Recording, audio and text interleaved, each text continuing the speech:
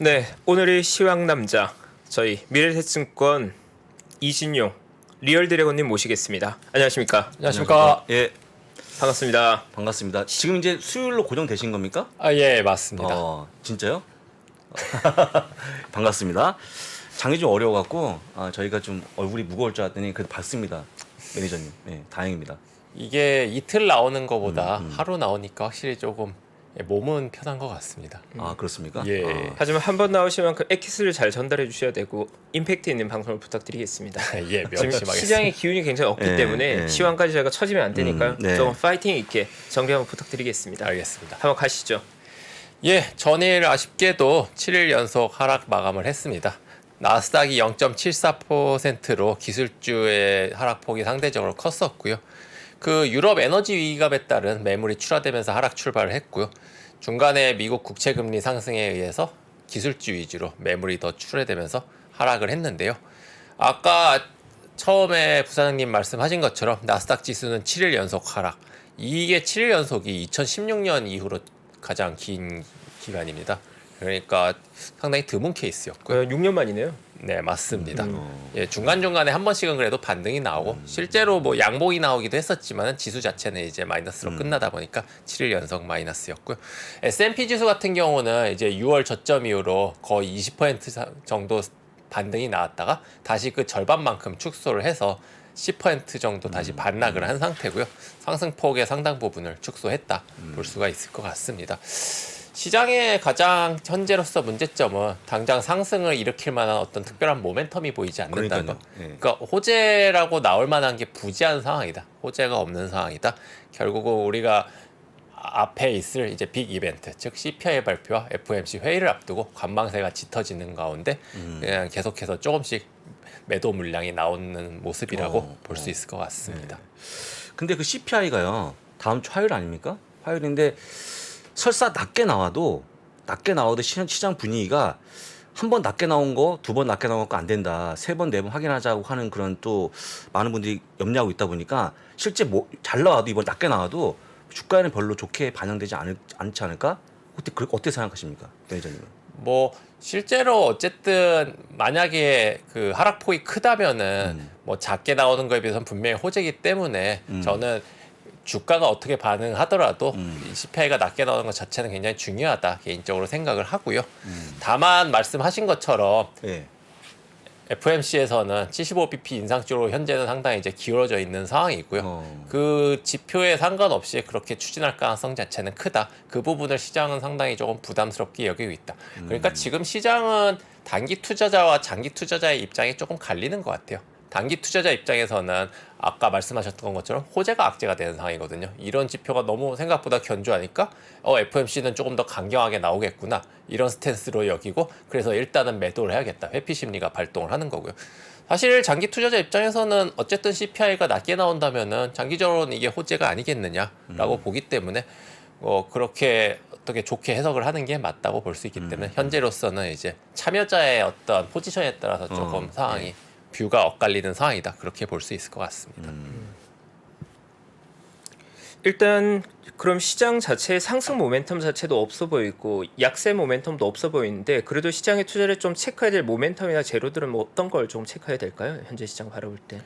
결국은 지난번에 말씀드린 것처럼 저는 어쨌든 FOMC와 그 CPI 사이에서 어떤 그 중간 과정에서 방향성 자체는 다시 한번 틀지 않을까 기대를 하고 있거든요. 어쨌든 지금 기술적으로는 딱 이제 빠질 만큼 빠진 상황이었고 지금 체크를 해야 될 것은 지난 6월 달에 이제 저점을 트라이 하느냐는 부분인데 사실은 여기서 저희가 어떤 예상한 만큼 물가 상승률이 꺾이는 모습이 확인이 된다면은 그걸 다시 뚫고 내려갈 만한 악재는 현재로서는 또 없는 상황입니다. 그렇다 보면 시장은 다시 한번 저가 매수세가 나오지 않을까. 결국은 지금 체크를 해야 될 거는 어느 정도 이제 물가 상승률 CPI가 반영을 해줄 것이냐 이 부분을 좀 확인을 해야 될 것 같습니다. 네. 개별 종목으로는 지금 시장의 특징주도 어떤 것들 보면 될까요? 뭐 최근에 전일 같은 경우는 뭐 상승한 종목이 이렇게 많지는 않았었는데 그 중에 기술주 중에서 그래도 상승을 한 종목 중에 특이한 종목이 이제 테슬라가 있었는데요. 테슬라. 골드만삭스에서 투자 의견, 매수 의견을 내면서 상승을 했습니다. 1.5% 상승해서 274달러로 마감을 했는데 골드만삭스에서 매수 목표가 333달러를 제시를 했는데 현재 시점부터 약 18% 정도의 상승 여력이 있고요. 참고로 테슬라 같은 경우는 현재 평균 목표 주가 블룸버그 컨센서스가 약 308달러 정도를 유지를 하고 있습니다. 그러니까 현재 시점에서 한 12달러 정도 상승 여력이 있는 상황이고요. 그 수정 주가 기준으로 올해 최고가는 384달러였고요. 작년 말이 역사적 고점이었는데 414달러. 이건 이제 수정 후 주가입니다. 그러니까 상당히 이제 지금 괴리가 상당히 벌어져 있는 상황이죠. 뭐 테슬라에 대해서는 워낙 뭐 수차례 말씀을 드리고 많이들 아시기 때문에 올해 있을 어떤 이벤트라든지 내년에 있을 이벤트들을 체크를 해야 될 것 같고요. 계속해서 어떤 저가 매수세가 강하게 들어오는 상황이기 때문에 한번 살펴보시면 좋으실 것 같습니다.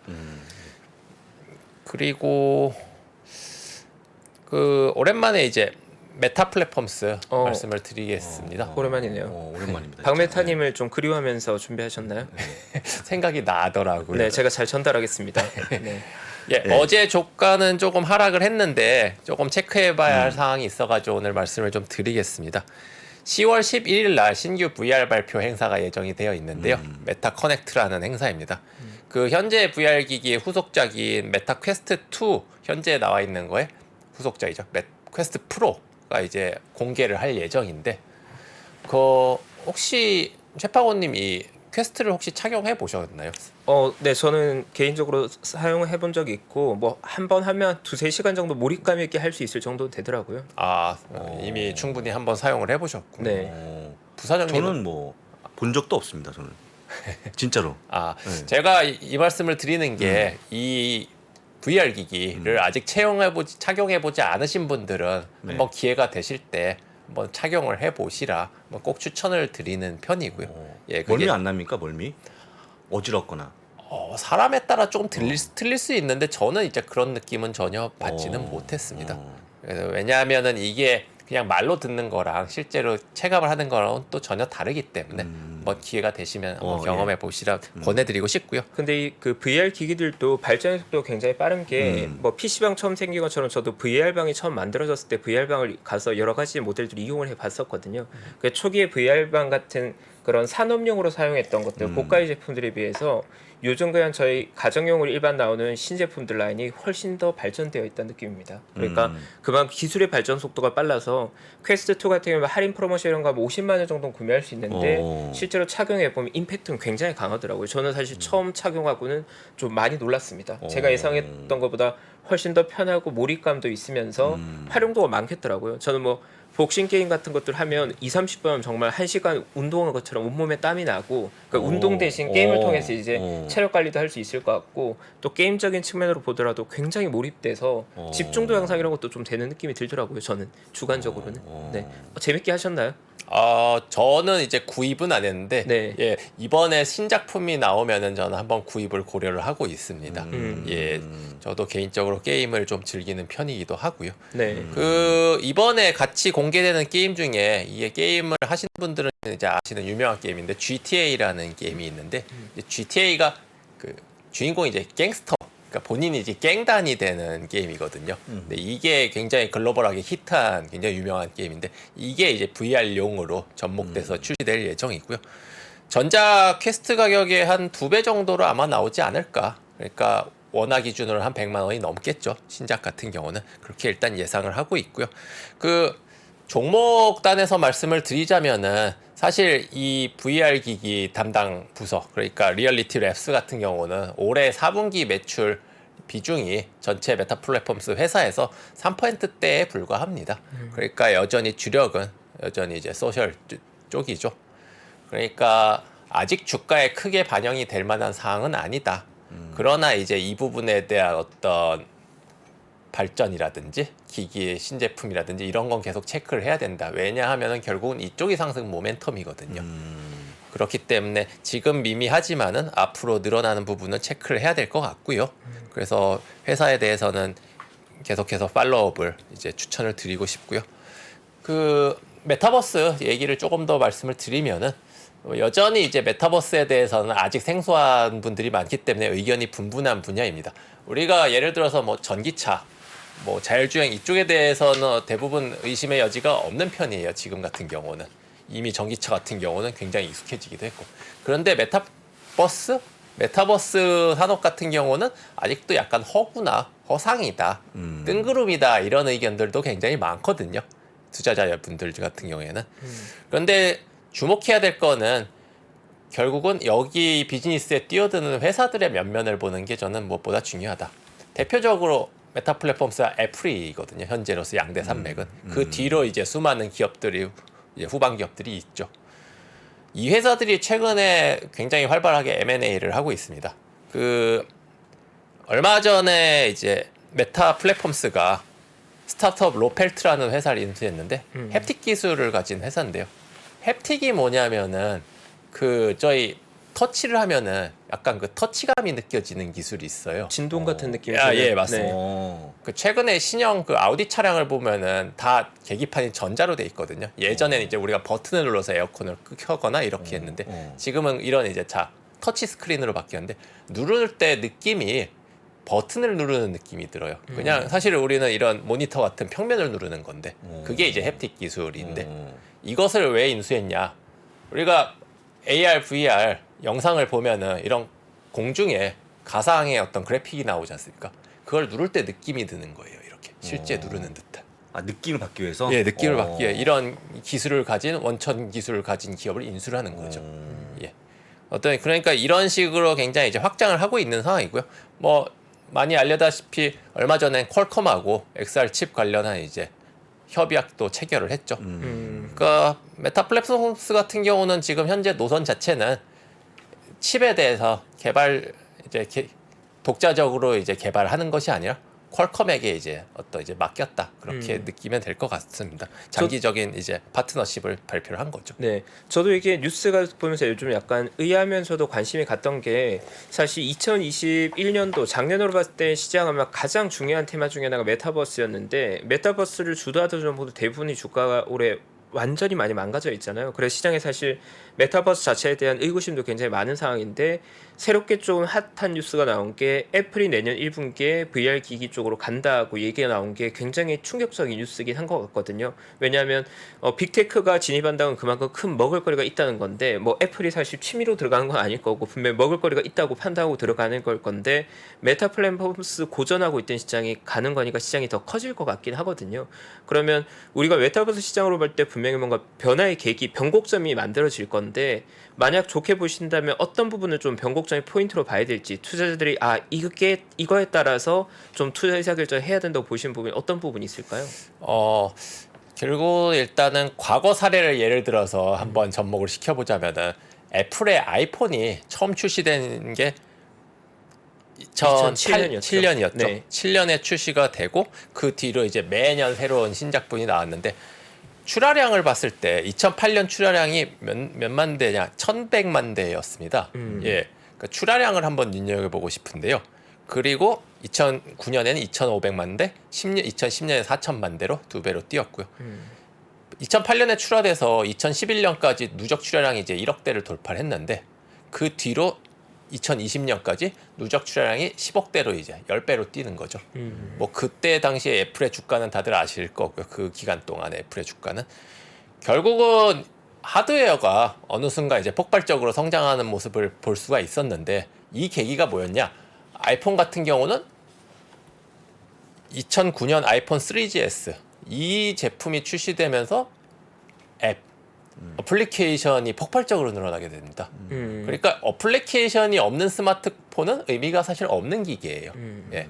쓸만한 유용한 프로그램들이 출시가 되면서 여기에 대한 편의성이 대폭 늘어난 거죠. 그러면서 기기에 대한 사용량이 기하급수적으로 차트를 보면은 이런 하드웨어의 보급은 산술급수가 아닌 기하급수, 기하 차트를 그리면서 올라가거든요. 어느 순간부터 폭발적으로.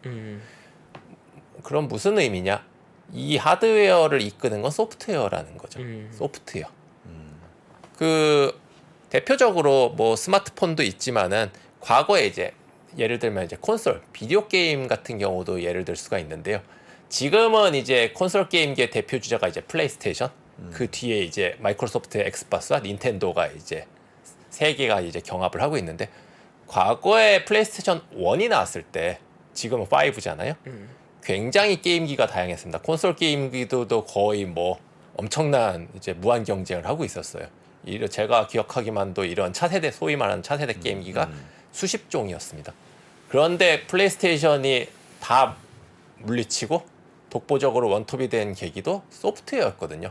그 당시 파이널 판타지라든지 대표 소프트웨어들이 플레이스테이션 소니 진영에 참여를 하면서 다른 회사들과 차별화가 생긴 거예요.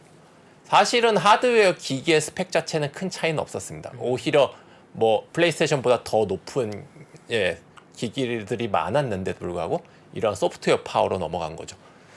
다시 AR, VR 기기로 돌아온다면은 결국은 AR, VR 기기의 어떤 이런 점유율을 확대를 할 수 있는 거는 소프트웨어에 달렸다. 소프트웨어는 AR, VR 기기에 접목시킬 수 있는 거는 여러 가지가 있습니다. 우리가 뭐 대표적으로 생각하는 거는 뭐 게임을 들 수도 있지만은 뭐 방송에서 말씀드리긴 좀 곤란하지만 성인 컨텐츠들도 상당히 지금 많이 준비가 되어 있는. 그거 말씀하시는 겁니까?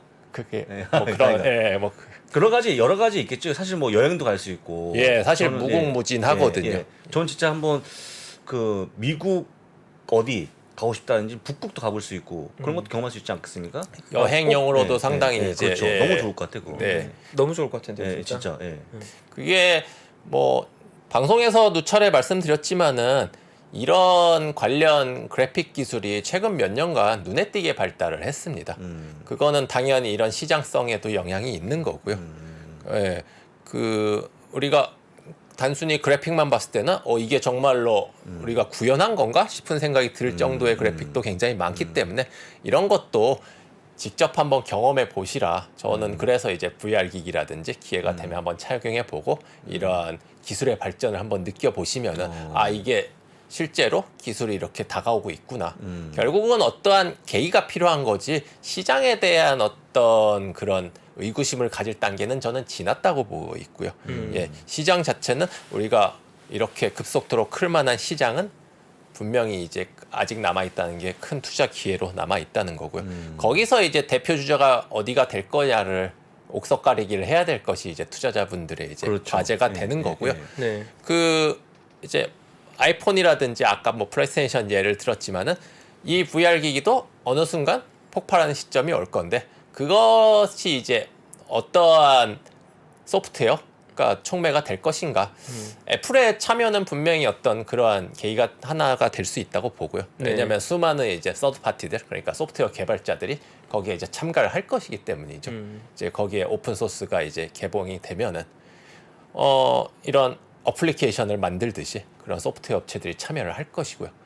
거기서 이제 수많은 기회들이 생길 건데 하드웨어 기기에서 어디가 승리할지는 아직 불투명하죠. 네. 메타가 승리를 할 수도 있는 거고 양분을 할 수도 있는 겁니다. 뭐 콘솔 게임기처럼 마찬가지죠. 이제. 저도 사실 같은 포인트를 본 게 메타 플랫폼스의 오큘러스는 이미 완성도 높은 VR기를 생산하고 있고 미국 내에서 이미 점유율은 압도적 넘버원이거든요. 근데 애플이 진출한 건 의미가 있는 게 디바이스가 진출하는 게 아니라 애플이 가지고 있는 소프트웨어 생태계는 글로벌 넘버원이거든요. 수많은 어플리케이션들을 가지고 있죠. 그리고 이번에 OTT 시장에서 애플 TV가 보여줬던 것도 넷플릭스와 같은 서비스이긴 하지만 그 안에 들어가 있는 컨텐츠는 전혀 궤를 달리하고 있었거든요. 좀 명작에 가까운 작품들이 많았는데 만약에 애플에서 VR 기기를 나오고 그 안에 나온 소프트웨어가 아까 말씀하신 대로 굉장히 고화질의 뭔가 여행 컨텐츠나 동영상 컨텐츠들이 나온다고 하면 사실 그게 킬러 컨텐츠가 될 수 있다고 저도 보고 있거든요. 그래서 그 부분은 사실 우리가 애플 VR기가 나왔을 때 그 하드웨어적인 스펙에 집중할 게 아니라 그걸로 뭘 할 수 있는지 잘 봐야 될 것 같아요. 아마 제 생각에 서프라이즈한 뭔가가 있지 않을까. 애플은 분명히 준비를 잘 했을 것 같거든요. 네, 중요한 포인트가 될 것 같아요. 그러면 내년도에 한번 메타버스 붐이 다시 한번 일 수도 있겠네요. 말씀드렸다시피 아직 전체 매출에서 비중은 미미하기 예, 그렇죠. 때문에 예, 예. 이게 주가로 당장 나타날지는 불투명합니다. 그러나 주가의 촉매가 된다면 그것은 분명히 이쪽에서 어떤 계기가 될 것이라고 저는 믿어 의심치는 않고요. 그리고 그런 가능성은 충분히 살아있다. 뭐 밸류에이션 측면에서는 마찬가지로 거의 이제 경기 방어주 수준까지 이제 떨어진 상황이니까. 그렇습니다. 가치주죠, 가치주.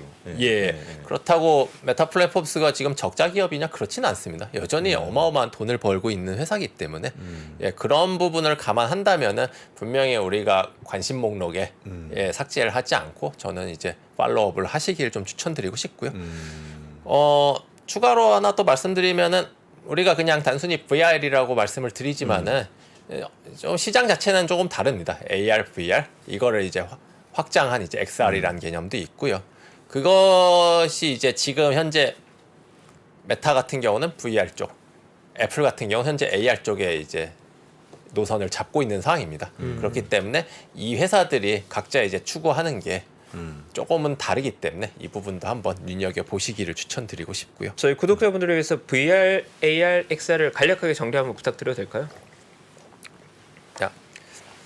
AR 같은 경우는 이제 번역하자면은 증강현실이고요. 예, 확장현실이라고도 할 수 있는데 가장 대표적인 예를 쉽게 들자면은 이제 포켓몬고라는 게임을 생각하시면 가장 편합니다. 아, 포켓몬고. 부사장님 혹시 포켓몬고는 들어보셨을 것 같은데.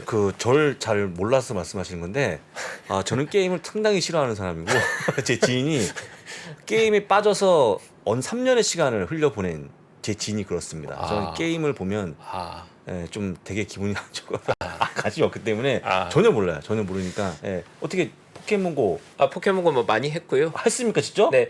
그때 왜냐면 전국민주 유행이었기 때문에 예를 들어 여기도 포켓몬이 등장하면 이제 포켓몬을 잡는 거죠 여기서. 그때 방어 돌아다녔던 분이 체포건이었습니까? 제가 꽤나 돌아다녔어요. 제가 강릉까지는 안 갔지만 서울 내에서는 꽤나 잡으러 다녔어요. 그런 겁니다. 네. 꽤나 잡았죠. 저도. 포켓몬고를 생각하면 된다. 예, 포켓몬고의 게임 방식을 쉽게 생각하면 우리가 스마트폰을 이제 대면은 그냥 실제로 이렇게 카메라 사진을 찍듯이 현재 저희 실물이 나타나는데 그 사이에 포켓몬스터들이 나타나는 거예요. 그러니까 우리 스튜디오 안에 이 카메라를 들이대면은 포켓몬스터들이 보이는 거죠. 여기 테이블 위에 이렇게 올라 앉아 포켓몬이 있는 한번 올라가 있으면 이걸 잡는 거죠. 이렇게. 그러니까 이거는 우리 현실 속에 실제로 추가가 된 거잖아요. 그래서 이제 AR 증강현실이라고 하는 거고요.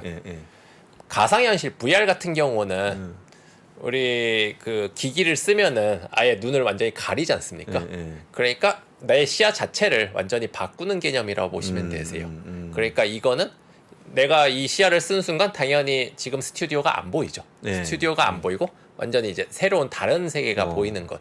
영화로 따지면 이제 아바타를 생각하시면 가장 편하죠. 아바타를 보시면은 이제 이걸 쓰는 순간 내가 다른 세계로 이제 이동을 하지 않습니까? 그렇죠. 그러니까 아예 세상이 바뀌는 거라고 보면 될 것 같고요. 이거 이제 두 개를 믹스한 걸 이제 XR 혼합현실이라고 보는 거고, 그 단계적으로는 VR 같은 경우가 이제 조금 더 이제 고차원이라고 보는 게 이제 풀다이브라는 개념, 즉 완전히 이제 나의 자아 자체가 바뀌는 개념. 이거 같은 경우는 이제 VR의 이제 궁극적인 지점이라고 볼 수가 있거든요. 이제 유명한 영화가 스필버그 감독의 이제 레디 플레이어 원이라는 영화죠. 거기서는 이제 주인공이 이걸 쓰면은 의식 자체가 아예 다른 세계로 이제 넘어가게 되는 이러한 것이 이제 풀다이브 개념이라고 볼 수가 있고요. 여기까지는 상당히 먼 이야기입니다. 왜냐하면 상당히 이제 기술적으로 어려운 부분이기 때문에 이 부분 우리가 지금 VR 기기를 쓴다고 해서 내 어떤 자아 자체가 바뀌지는 않거든요. 그렇죠. 나는 여전히 그냥 우리 집에 서 있을 뿐이고 단지 이제 시야만 바뀌는 개념인데. 그렇죠. 그런데 나의 자아 의식 자체가 완전히 다른 곳으로 이동하는 느낌이기 때문에 이것은 상당히 먼 개념이다. 그러나 분명히 올 것이다라고 보기 때문에 앞으로는 상당히 갈 길이 멀다라고 보시면 되고, 여기에 따른 수혜주들을 계속해서 체크해야 될 것. 우리는 여기서 10배짜리 투자 기회를 분명히 얻을 수 있을 것이다라고 개인적으로 확신을 하고 있습니다. 진짜 공부 많이 하네요. 진짜 어려운 걸 어떻게 잘 깨고 있습니다. 우리 매니저님이. 든든한 수요일의 남자. 든든한 수요일의 남자인데, 그건 그렇고 일단 오늘요. 시장에 대해서 혹시 약간 그 예측한 거나 뭐 저희가 추석 때 어떻게 갈지 혹시 예상한 게 있으십니까? 전반적인 시장에 대해서. 예. 사실은 뭐 소도에 말씀드렸다시피 현재 특별한 모멘텀이 없는 그러니까요. 상황입니다. 그러니까요. 예, 그래서 이게 당장 이제 강하게 반등을 나오거나 그렇게 이제 기대하기는 조금 어려운 어렵죠. 상황이고요. 예, 예, 개별적인 어떤 종목의 모멘텀 외에는 특별하게 움직일 만한 요인은 없다. 그것은 미국 투자자들도 뭐 비슷하게 생각을 하는 것 똑같을 같습니다. 겁니다. 예, 예, 똑같을 겁니다. 그래서 예. 관망세로 보기 때문에 투자자분들 입장에서도 조금 차분하게 이제 어떤 추석을 맞이하시면 아. 좋지 않을까 그렇게 네. 생각합니다. 알겠습니다. 감사합니다. 네, 감사합니다. 추석을 잘 보내는 게 되게 중요하죠. 네, 지금 뭐 좀 쉰다고 장이 뭐 어떻게 되는 거 아니니까 좀 쉬면 좋을 것 같고요. 이렇게 장이 안 좋아지면 좀 멀리하는 게 좋을 것 같아요. 시장을 멀리하고 다른 거 하면 어떨까라고 말씀 드려보고 아까 그것도 한번 써보고 좋을 것 같아요. 나중에 한번 명절을 기회를 네. 삼아서 한번 이제 체험을 한번 한번 해보시길 추천드립니다. 끼고 한번 나와보시는 게 어떨까 싶은데요. 예. 한번 검토해 보겠습니다. 예, 알겠습니다. 이번에 오큘러스 신제품 3 나오면 사실 건가요? 퀘스트 3? 예, 저는 구매하시면 다음에 예. 같이 한번 경험해 보시죠. 같이 경험해 네, 보겠습니다. 부자면 깜짝 놀라실 네. 겁니다. 처음 쓰시면 굉장히 임팩트가 있거든요. 그렇습니까? 네. 꼭 한번 준비해서 갖고 오시면 좋을 것 같습니다. 알겠습니다. 예. 네, 오늘 저희 그 네. VR과 AR까지 정리해준 우리 수요일의 남자 리얼 드래곤님 오늘도 감사합니다. 감사합니다. 고맙습니다. 감사합니다. 옛날에는 우리는 개인 투자들이 사면 장이 빠지고 개인 투자들이 팔면은 장은 오르고 막 이런 얘기 했잖아요. 그런 얘기하는 사람들은 정말 진짜 물러나야 돼요. 제 경험상 캐시가 최고입니다. 10년 있으면 엄청난 기회가 와요. 평일 600석 전석 매진 2022 하반기 자산시장 대전망이 온라인으로 출시됐습니다. 우리는 펀드 매니저가 아니에요. 그리고 우리는 전문가가 아니에요. 왜 자꾸 우리가 전문가가 되려고 그래요? 아파트 사고 뭐 재산 올라가고 그게 다 내 덕인 줄 알잖아. 근데 중앙은행 덕이라고. 거기서 내셔 줄 때 같이 들어가야 돼. 근데 지금 들이마시는데 그 앞에다 대면 빨리 들어가지. 주식 부동산 투자에서 꼭 알아야 할 핵심 포인트를 압축한 5시간의 강의 2022 하반기 자산시장 대전망. 자세한 사항은 3프로TV 영상 하단의 댓글을 확인해 주세요.